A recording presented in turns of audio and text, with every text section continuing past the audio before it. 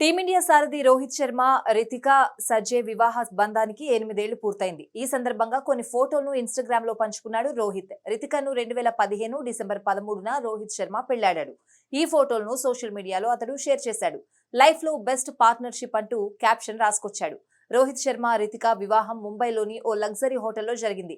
ఈ వేడుకకు చాలా మంది క్రికెట్, బాలీవుడ్ ప్రముఖులు హాజరయ్యారు.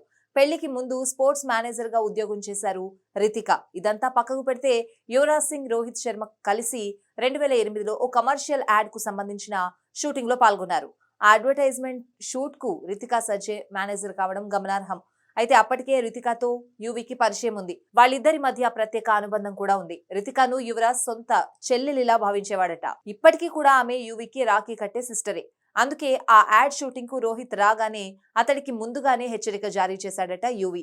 రితికా వైపు చూపిస్తూ తను స్పోర్ట్స్ మేనేజర్ అని, ఆమెకు ఎంత దూరంగా ఉంటే అంత మంచిదని హిట్ మ్యాన్ కు స్ట్రాంగ్ వార్నింగ్ ఇచ్చాడట.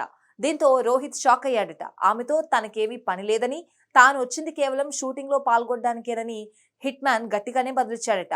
యువితో ఆ ఇన్సిడెంట్ తర్వాత మరో షూట్ లో రోహిత్ రితిక కలిశారట. ఆ తర్వాత ప్రేమ, పెళ్లి జరిగిపోయాయి.